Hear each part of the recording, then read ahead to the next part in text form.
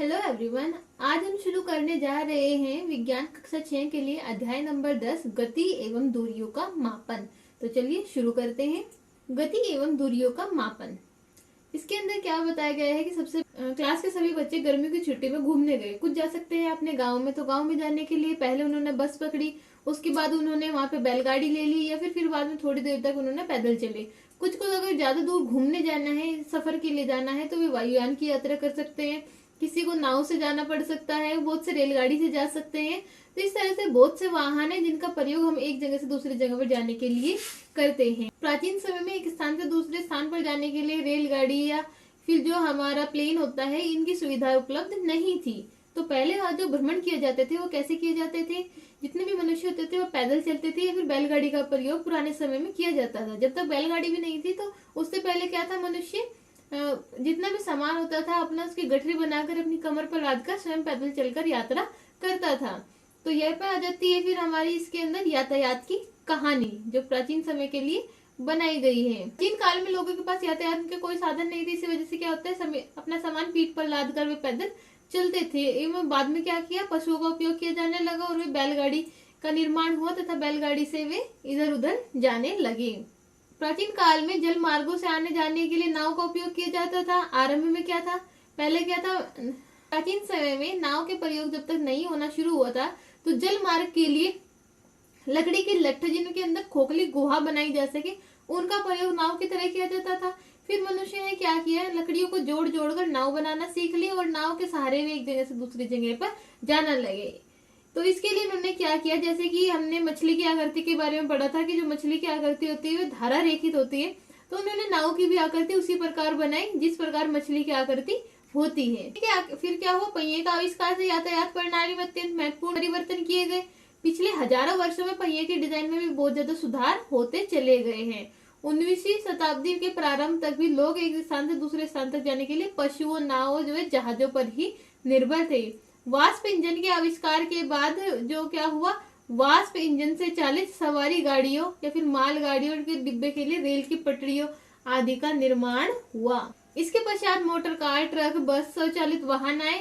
जल पर परिवहन के लिए जो पहले क्या था, बड़े बड़े नाव या फिर जहाज होते थे जो या तो कोयले से चलते थे या फिर भाप के द्वारा चलते थे। लेकिन अब क्या होता है, पेट्रोल के ईंधन या फिर जो हमारी मोटर से चलने वाले नाव जहाजों का उपयोग होने लगा। 19वीं शताब्दी के प्रारंभ के वर्षों में वायुयान का विकास हुआ, जिसमें बाद में सुधार किए गए। इन्हें यात्री तथा सामान ले जाने योग्य बनाया गया। विद्युत रेलगाड़ी, एकक रेल, पराध्वनिक वायुयान तथा अंतरिक्ष यान 20वीं शताब्दी के कुछ योगदान हैं। अगले प्रश्न हमारा आता है कि यह डेस्क कितना चौड़ा है। बाई चांस अगर देखो हमारे पास ये डेस्क है तो हमें इसकी चौड़ाई नापनी है। चौड़ाई नापने के लिए जरूरत कैसे पड़ी, इसके लिए हमारे पास दो बच्चे हैं, इस पर एक साथ पढ़ाई करते हैं, बूझो और पहेली। लेकिन इनके अंदर लड़ाई होगी दोनों की एक साथ कि नहीं मुझे भी ये डेस्क चाहिए और उसको भी चाहिए। दोनों ने कहा कि चलो इसको बीच में से बिल्कुल बांट लेते हैं, आधे पे तेरा सामान रह जाएगा, आधे पे मेरा रह जाएगा। तो इसके लिए क्या, दोनों को क्या खेलने का शौक था, गिल्ली डंडा। तो अपने गिल्ली डंडा लेके और उससे नापा कि जो गिल्ली डंडे की लंबाई थे, 2 गिल्ली और 2 डंडों के बराबर इस मेज की चौड़ाई थी, तो उनको एक गिल्ली एक डंडा करके बीच में से आसानी से बांटा जा सकता था। तो ये समस्या हल हो गई। लेकिन कुछ समय के बाद दोबारा लड़ाई हो गई। तो दोबारा लड़ाई में क्या हुआ कि नहीं, तुमने तो अपनी लाइन खिसका ली, फिर जो लाइन थी ये मिट गई। तो फिर से गिल्ली डंडा पहले वाला हो गया, नया गिल्ली डंडा लाया गया जिसकी लंबाई में क्या गड़बड़ हो गई। गड़बड़ कैसी हो गई, ये जो डंडा था ये पहले से लंबा था, तो जिसकी वजह से लंबाई हमारी पूरी तरह से इसके अंदर नहीं बैठ पाई।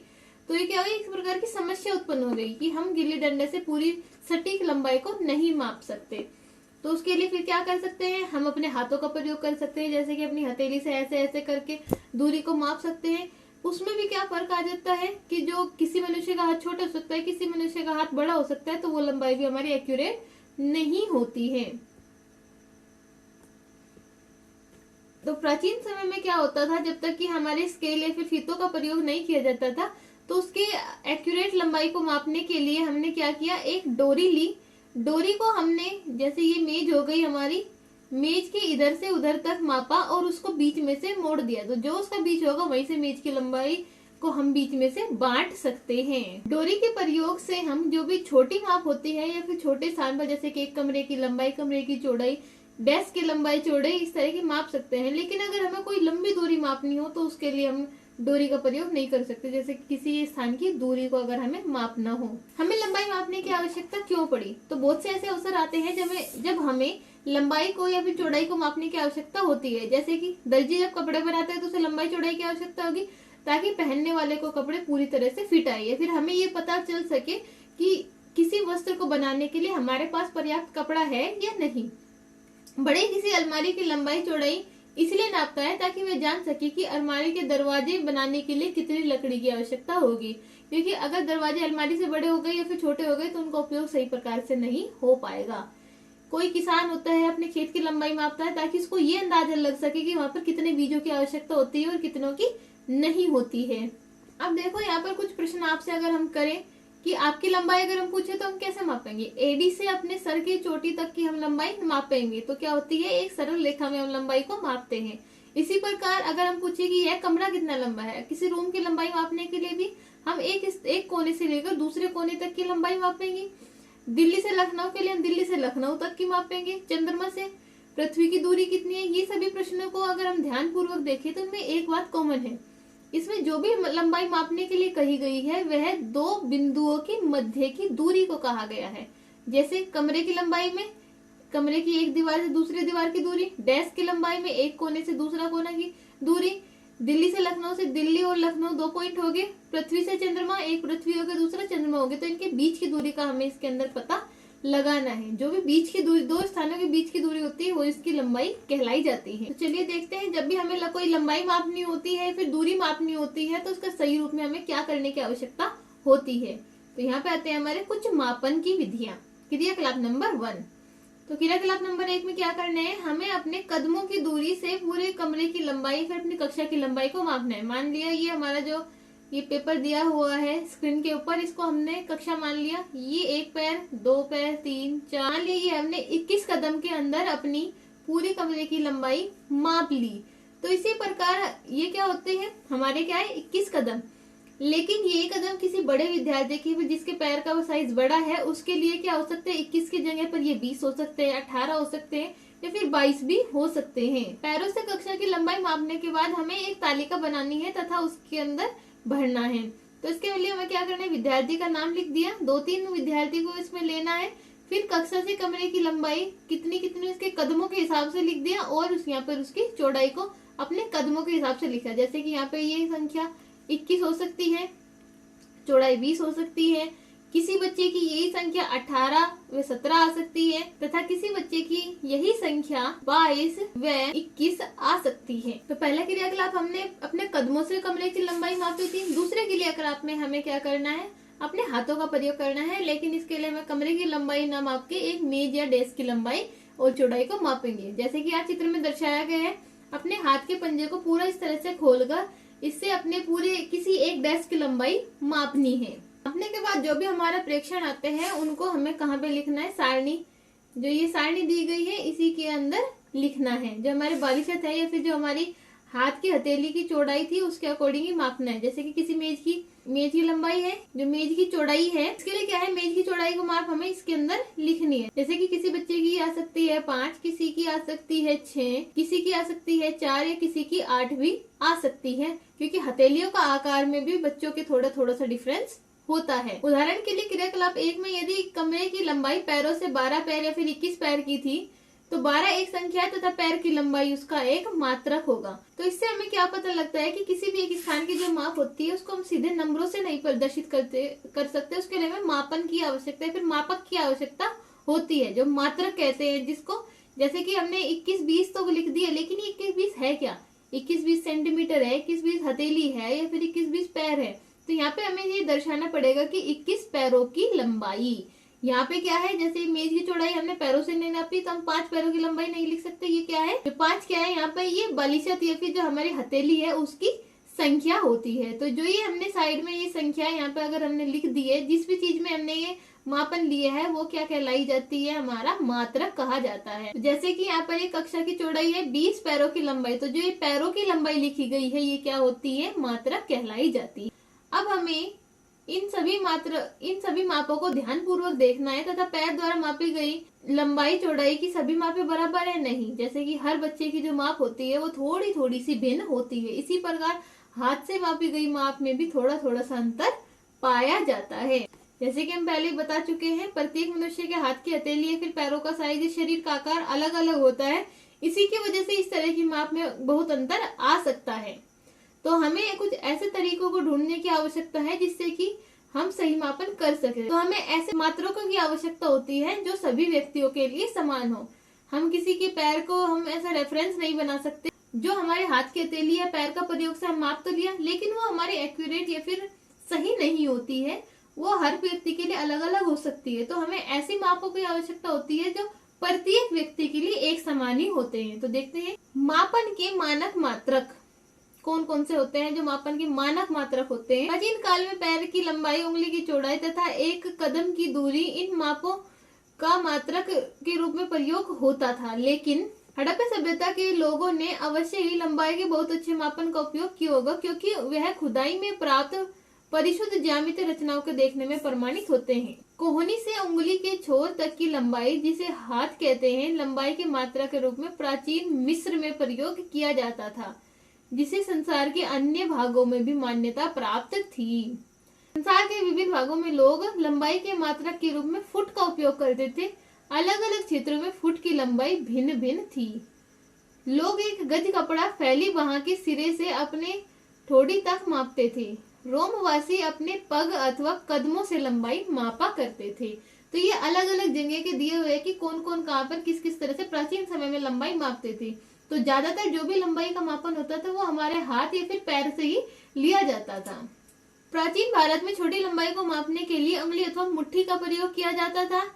आज भी भारत के कई शहरों में पुष्प विक्रेताओं को पुष्प के हारों को बेचते हुए समय अपनी भुजाओं का उपयोग लंबाई के मात्रक के रूप में करते हुए देख सकते हैं। तो जो फूल विक्रेता होते हैं, जहाँ पर एक दो फूल के अधिक या कम होने से ज्यादा फर्क नहीं पड़ता है, तो वहाँ पर ऐसे हाथों का प्रयोग मात्रक के रूप में कर सकते हैं।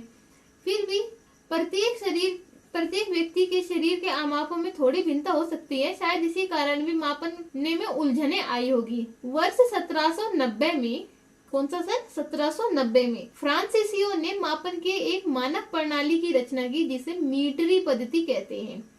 मतलब कि मापने के लिए इन्होंने एक यूनिट बनाई थी, एक पद्धति बनाई थी, जिसका क्या नाम था, मीटरी पद्धति उन्होंने रखा था। एक समानता के लिए समस्त संसार के वैज्ञानिकों ने मापन के मानकों का एक सेट को स्वीकार कर लिया है। तो अब क्या हो गया है, जो आधुनिक समय है, मापने के लिए एक निर्धारित सेट बन चुका है कि जैसे किलोमीटर है, मीटर है, सेंटीमीटर है, इसके लिए बहुत सारे पैमाने भी बने गए हैं। तो इनको हमने क्या किया है, स्वीकार कर लिया गया है। जिस मात्रक प्रणाली का उपयोग हो रहा है उसे क्या कहते हैं, एसआई मात्रक प्रणाली या फिर अंतरराष्ट्रीय मानक प्रणाली कहते हैं। चित्र 10.6 में मीटर पैमाना दिखाया गया है। देखो कहाँ पे, ये देखो एक मीटर पैमाना है जो सामान्यतः हम सबके पास फीटी या फिर फुटा होता है। उसके एक साइड पे जो सेंटीमीटर वाली लाइन होती है और एक साइड क्या होती है, इंच वाली लाइन होती है। ये क्या है, हमारा एक मीटर पैमाना होता है। इसमें आपने ज्यामितीय बॉक्स का 15 सेंटीमीटर पैमाना भी दिखाया गया है। प्रत्येक मीटर को 100 बराबर भागों में विभाजित किया जाता है, जिन्हें सेंटीमीटर कहते हैं। तो एक मीटर में कितने सेंटीमीटर, 100 सेंटीमीटर होते दिखाया गया। एक मीटर में 100 सेंटीमीटर होते हैं और एक सेंटीमीटर में 10 मिलीमीटर होते हैं। अगर हमें दिल्ली से आगरा तक की दूरी नापनी है, उसको अगर हम मीटर में लिखने लगे तो वो बहुत लंबी संख्या बन जाएगी। अगर हमें दिल्ली से आगरा तक की दूरी मापनी है, उसको हम मीटर में या सेंटीमीटर में लिखने लगे तो बहुत ही लंबी श्रृंखला बन जाएगी। इसलिए लंबी दूरी को मापने के लिए हमें बड़ी मात्रक का प्रयोग करना होगा, जैसे 1 किलोमीटर। तो 1 किलोमीटर में कितने मीटर होते हैं, 1000 मीटर होते हैं। अब हम अपने सभी मापन क्रियाकलापों को मानक पैमानों का उपयोग करके दोहरा सकते हैं तथा लंबाई के एसआई मात्रकों को माप सकते हैं। ऐसा करने के लिए हम पहले दूरियों तथा लंबाई को मापने का सही ढंग जानना आवश्यक है। तो अब तक हमने क्या किया, मात्रक का पता किया कि कौन कौन से मात्रक प्रयोग में होते हैं, कौन कौन से होते हैं लंबाई के लिए, मीटर, सेंटीमीटर, किलोमीटर। तो जो मीटर है, 1 मीटर बराबर 100 सेंटीमीटर, 1 सेंटीमीटर 10 मिलीमीटर और 1 किलोमीटर 1000 मीटर के बराबर होता है। लंबाई की यथार्थ परिशुद्ध माप। अपने दैनिक जीवन में हम विविध प्रकार के मात्रक युक्तियों का प्रयोग करते हैं। लंबाई मापने के लिए हम मीटर पैमाने का उपयोग करते हैं। दर्जी मापक फीते का उपयोग करता है, जबकि कपड़े के व्यापारी मीटर छड़ी का प्रयोग करते हैं। जैसे हम कहीं भी मार्केट में कपड़ा लेने जाते हैं, जो हमारा बिना सिला हुआ कपड़ा होता है, तो उसको मापने के लिए फीते के स्थान पर किसका प्रयोग करते हैं? एक लंबी सी लोहे की छड़ होती है जिसकी लंबाई 1 मीटर होती है, वे उसका उपयोग करते हैं। वस्तु की लंबाई मापने के लिए आपको किसी उपयुक्त युक्ति का चयन करना होगा। उदाहरण के लिए किसी वृक्ष का घेर अथवा अपने सीने का वक्ष मापने के लिए, मतलब कोई भी अगर हमें परिधि मापनी है तो मीटर पैमाने का उपयोग हम नहीं कर सकते। ऐसे पैमानों के लिए हमें किसका प्रयोग करना पड़ेगा? फीते का प्रयोग करना पड़ेगा, क्योंकि जैसे कि यहाँ पे मीटर पैमाना दिया है, ये बिल्कुल सीधा होता है, किसी भी जगह पर रखेंगे तो सीधा ही टिकेगा। तो इसलिए गोल स्थान की दूरी या फिर चौड़ाई हम इससे नहीं माप सकते हैं। उसके लिए हमें किसी लचीले पदार्थ जैसे कि फीते का प्रयोग हमें करना होगा। छोटी लंबाई है, जैसे अपनी पेंसिल की लंबाई मापने के लिए ज्यामिति बॉक्स में रखे, जो हमारा ज्योमेट्री बॉक्स में हमारा 15 सेंटीमीटर वाली फीटी जिसको कहते हैं, उसका प्रयोग हम कर सकते हैं। लंबाई मापते समय हमें निम्नलिखित सावधानी बरतने की आवश्यकता होती है। तो अगर इसके लिए कौन कौन सी सावधानी हमें रखनी पड़ेगी? एक तो जब भी पैमाने का प्रयोग करें उसे इस तरह से तिरछा रखने की बजाय हमें उसको बिल्कुल ही सीधा रखना चाहिए। दूसरा, बाई चांस ये होता है कि पैमाना एक साइड से थोड़ा सा टूटा हुआ रहता है, तो टूटे पैमाने से मापने के लिए हमें क्या करना चाहिए? जैसे यहाँ पे 13, 14, 12 ये नंबर लिखे हुए हैं, तो इनके बीच में से ना लेकर किसी एक सीधे स्थान पर, जैसे इधर से क्या है ये 0 का, अगर ये थोड़ा सा हिस्सा इतना टूटा हुआ है तो ये माप हमारी गलत हो जाएगी। तो इसको हम यहाँ से 1 से माप लेंगे, तो इससे क्या होगा हमारा, अगर ये 14.3 आया, इसमें से हम एक हमने इधर निकाल लिया था, तो 1 को माइनस कर देंगे, कितना बचा? 13.3 हमारी इसकी माप हो जाएगी। तो इसी प्रकार टूटे हुए पैमाने से मापने के लिए हमें शून्य का प्रयोग न कर 1 से उसको मापना चाहिए। एक और सावधानी रहती है कि जब भी हमें पैमाने को देखना है तो उसको तिरछा ना देखकर बिल्कुल सामने से उसको देखना चाहिए, क्योंकि सामने से जो भी दूरी दिखेगी वो बिल्कुल एक्यूरेट। किसी भी अपने दोस्त को उठाकर उसकी लंबाई पहले तो अपने हथेलियों से मापो, फिर उसकी लंबाई मीटर पैमाने के उपयोग से मापे। अपने सहपाठी को दीवार के साथ पीठ लगाकर खड़ा होने के लिए कहिए। उसके सिर के ठीक ऊपर दीवार पर एक चिन्ह अंकित कीजिए। फर्श से दीवार पर बने चिन्ह तक की दूरी अपने बलि क्षेत्र से या मीटर पैमाने से मापिए। विद्यार्थी की लंबाई को इस प्रकार मापने के लिए कहिए। क्रियाकलाप नंबर 3 में हमें क्या करना है? अपने किसी दोस्त को बोलना है कि दीवार के सारे खड़ा हो जाए। जैसे कि दोस्त हमारा ये है, दीवार के सारे खड़ा कर दिया और जहां तक इसके जमीन से लेकर जहां तक इसके सिर की लंबाई है वहां पर निशान लगा लिया। ये निशान लग गया। इस निशान तक की जो दूरी है उसको हमें किससे मापना है?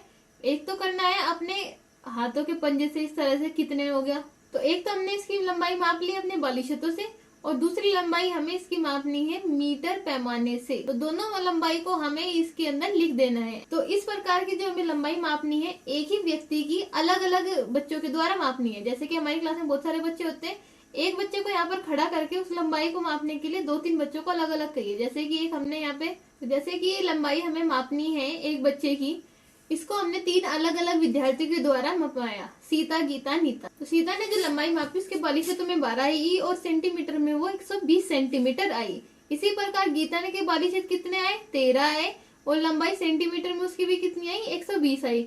नीता ने जब मापा तो वो लंबाई 11 बालिशत ही आई और सेंटीमीटर में कितनी आई? 120। इससे हम क्या कह सकते हैं कि मीटर पैमाने से या सेंटीमीटर में जो लंबाई मापी जाती है वो बिल्कुल हमेशा, चाहे किसी के द्वारा भी नापी जाए, वो बिल्कुल एक्यूरेट या फिर एक समान आती है। ऐसा हो सकता है कि हमारी कुछ त्रुटियों के कारण, जैसे कि हमने लंबाई को पढ़ने में गलत कर दिया हो, निशान लगाने में गलत कर दिया, तो थोड़ा बहुत अंतर आ सकता है। अदरवाइज जो हम मीटर पैमाने से लंबाई मापते हैं, किसी भी व्यक्ति से नपवा लो, वो सारी की सारी सेम आएगी, लेकिन बालिशत की संख्या में अंतर आ सकता है। तो जो भी वैध होती है, जो वैलिड कही जाएगी, वो सेंटीमीटर में मापने वाली लंबाई को ही कहा जाएगा। सेंटीमीटर में मापने वाली लंबाई को ही कहा जाएगा। किसी वक्र रेखा की लंबाई मापना। हम किसी वक्र रेखा की लंबाई सीधे ही मीटर पैमाने का उपयोग करके नहीं माप सकते। वक्र रेखा की लंबाई मापने के लिए हमें धागे का उपयोग कर सकते हैं। तो अगर हमें किसी वक्र रेखा है, जैसे कि ये इस तरह की रेखा है, इसकी लंबाई को मापने के लिए हम क्या है, सीधे फीते का या फिर स्केल का या फीते का प्रयोग नहीं कर सकते, क्योंकि वो इतने अच्छी तरह से नहीं मुड़ पाता।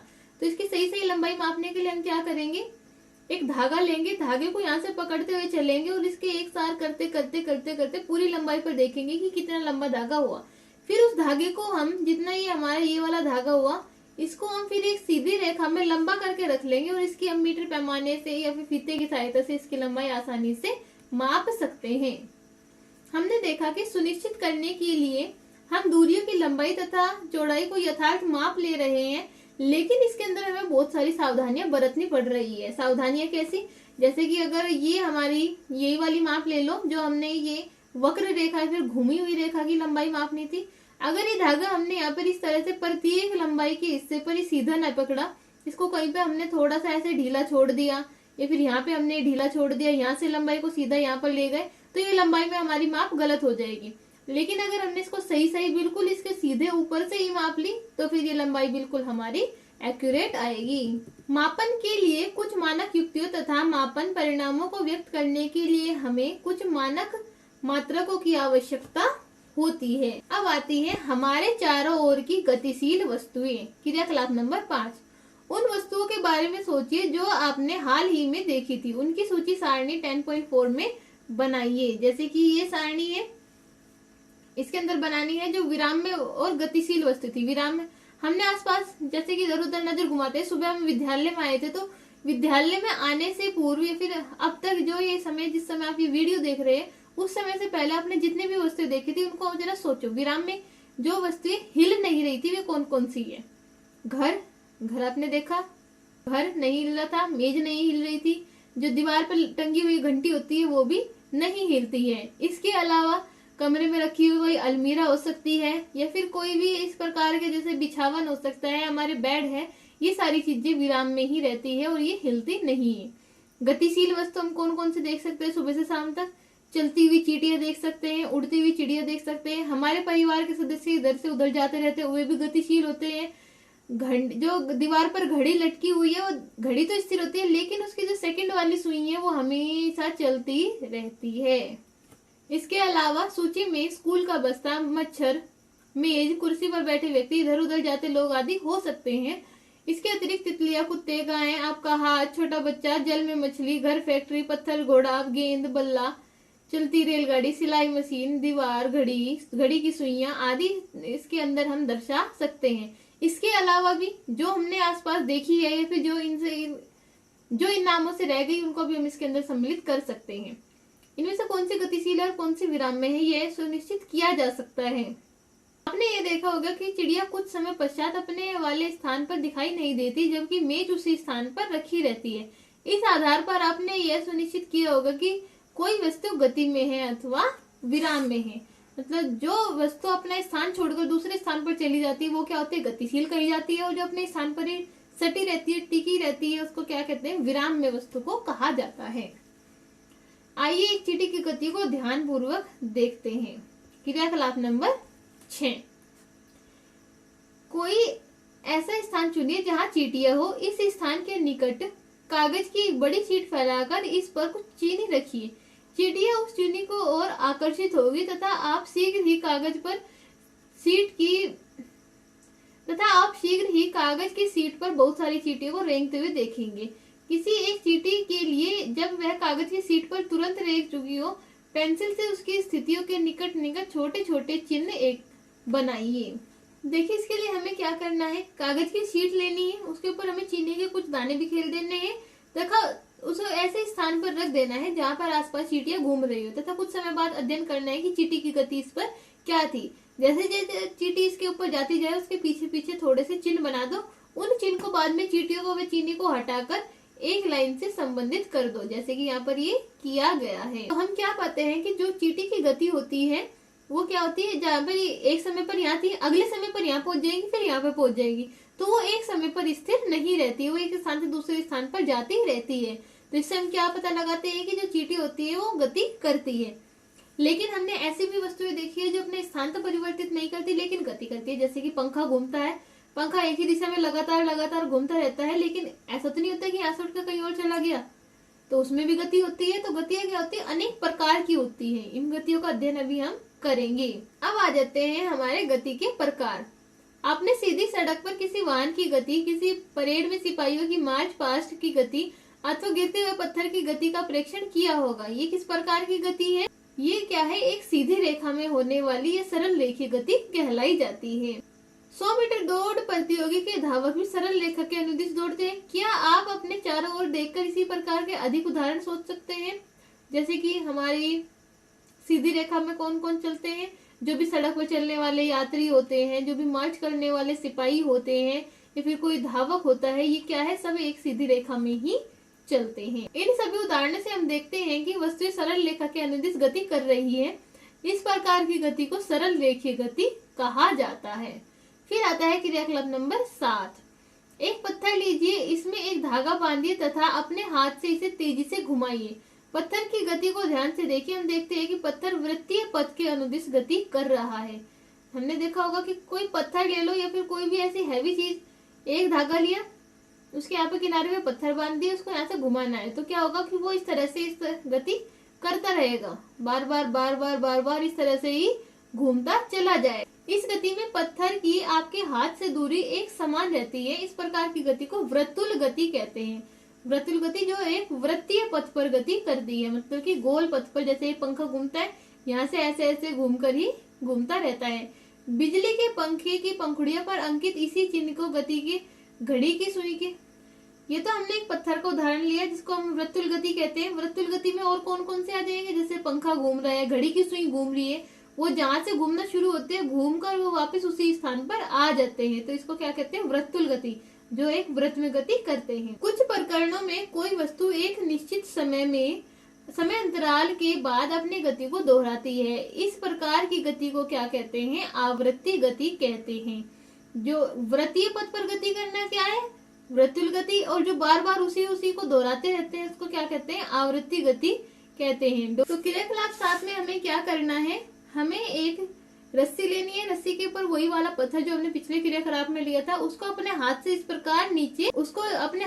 प्रकार नीचे लटका लेना है। दूसरे हाथ से पत्थर को एक तरफ खींचिए। हमें क्या करना है? दूसरे हाथ से इसे पत्थर को यहाँ से यहाँ तक ले आना है। दूसरे हाथ से क्या करना है? पत्थर को एक तरफ खींचना है। तो खींचकर जब हम इसको छोड़ देते हैं, स्वतंत्र रूप से गति करने देते हैं, तो ये ऐसे ऐसे ऐसे ऐसे घूमता रहता है। तो इसकी गति क्या होती है? लोलक के समान, एक बार इधर एक बार इधर एक बार इधर, इस तरह से होती रहती है। जो गति इस तरह से होती है अपने स्थान पर बार बार, जो पत्थर है वो यहाँ पर इस वाले स्थान पर इधर जाएगा, फिर वापस इधर आएगा, फिर जाएगा, फिर आएगा, तो इस स्थान पर वो बार बार आता जाता रहता है। तो इस प्रकार की गति क्या कहलाती है? हमारी आवृत्ति गति, मतलब एक प्रक्रिया का जो वो बार बार दोहराता है।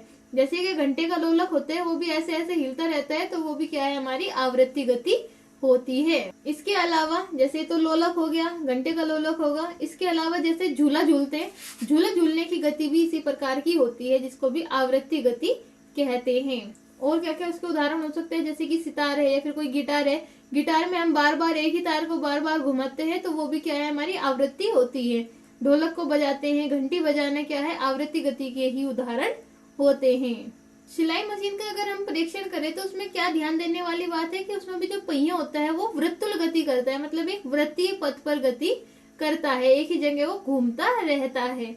इसमें एक सुई भी होती है जो जब तक पहिया घूर्णन करता है तब तक निरंतर ऊपर नीचे गति करती रहती है।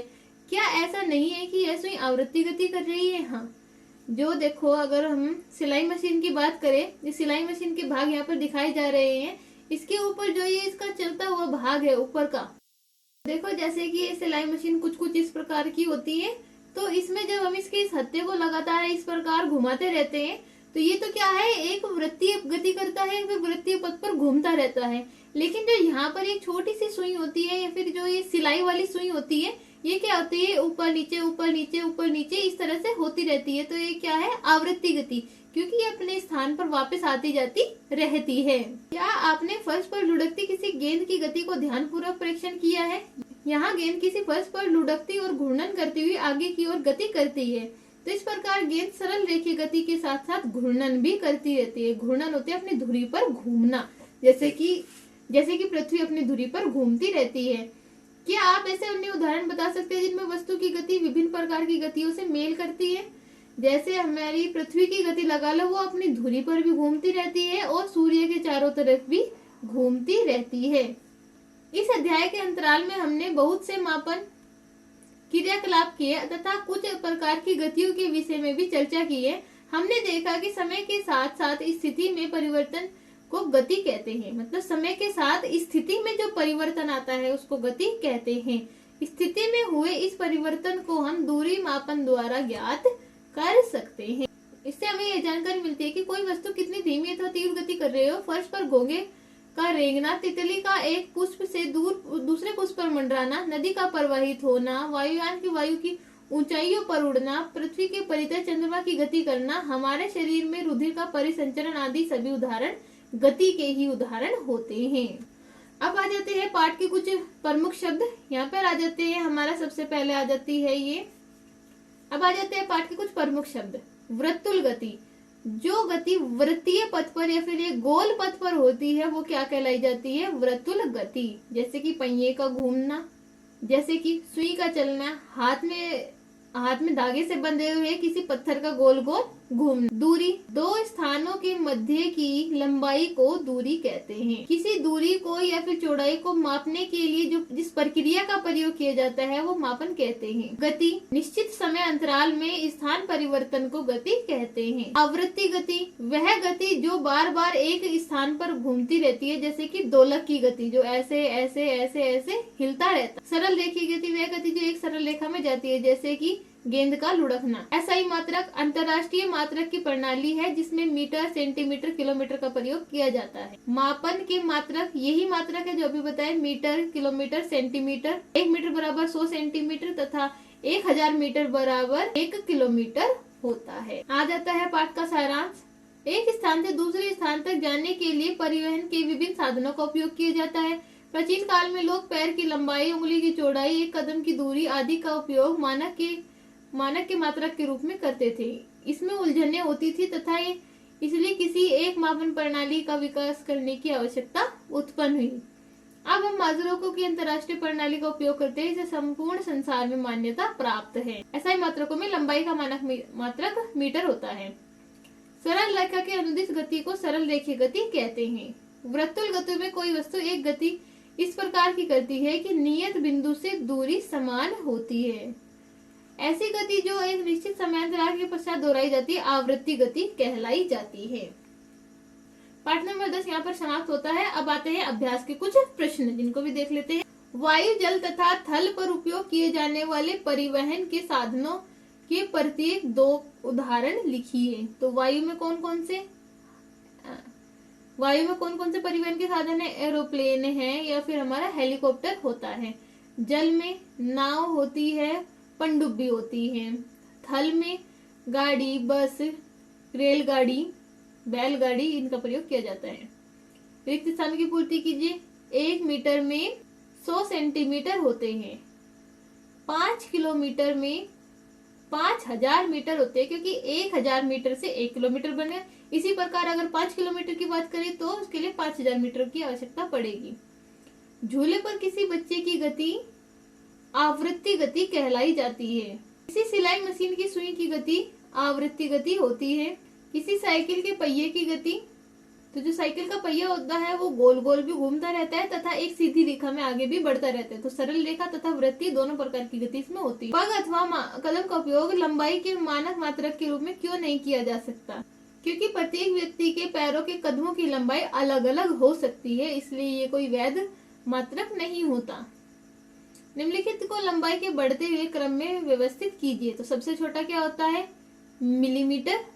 दूसरा क्या होता है फिर? सेंटीमीटर। सेंटीमीटर से बड़ा मीटर और सबसे बड़ा किलोमीटर होता है। किसी व्यक्ति की लंबाई कितनी है? 1.65 मीटर दी गई है। इसे हमें सेंटीमीटर में व्यक्त करना है। 1 मीटर में कितने सेंटीमीटर होते हैं? 100 सेंटीमीटर। तो 100 से गुणा कर दे, कितने आ गए? 165 सेंटीमीटर आ गए। इसी प्रकार मिलीमीटर में भी इसको बदला जा सकता है।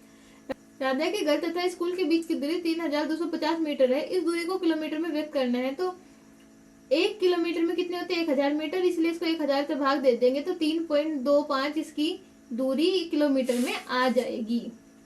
किसी स्वेटर बुनने की सलाई की लंबाई मापते समय स्केल पर यदि एक सिरे पर पाठ्यांक 3 सेंटीमीटर तथा दूसरे पर 33.1 सेंटीमीटर है तो सलाई की लंबाई कितनी होगी? तो हमें क्या करना है, जितनी भी ये हमारी बाद वाली लंबाई है उसको से शुरू वाली लंबाई को घटा देना है तो हमारी अभिष्ट लंबाई निकल जाएगी। तो 33.1 में से हमें क्या घटाना है? 3 घटा देना है तो कितना आएगा?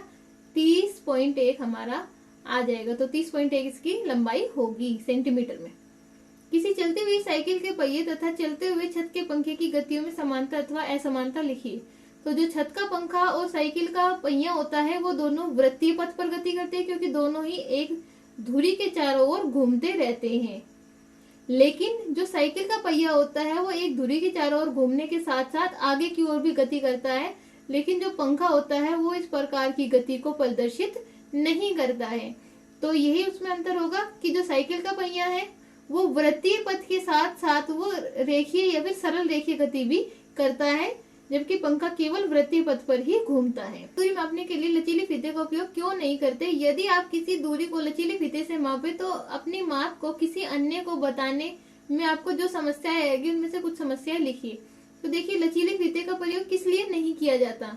अगर हमें कोई भी दूरी मापनी है तो लचीला फीता जो होता है वो बीच में से मुड़ सकता है। मुड़ने की वजह से जो यहाँ पर लंबाई हमारी अतिरिक्त आ सकती है, जिससे हमारी माप सही नहीं होगी। दूसरी बात, अगर कोई लंबी दूरी है तो उसमें एक साइड से इधर पकड़ने वाला चाहिए, एक साइड से इधर, वरना बीच में से अगर मोड़ आ जाएगा तो वो लंबाई हमारी सही से नहीं मापी जाएगी। ये कुछ मुख्य समस्याएं लचीले फीते के साथ आती है। आवृत्ति गति के 2 उदाहरण लिखिए। आवृत्ति गति क्या होती है? जैसे कि हमारी जो सिलाई मशीन की सुई होती है वो ऐसे ऐसे ऊपर नीचे होती रहती है, तो ये क्या है? एक प्रकार की आवृत्ति गति, जो अपने स्थान पर वापस गति आती है। दूसरा, जो घंटे का दोलक होता है उसकी आवृत्ति गति होती है।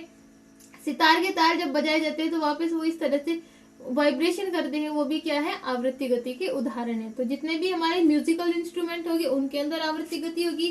घंटे का दोलक होगा, फिर सरल लोलक हो गया, ये हमारी आवृत्ति गति करते हैं।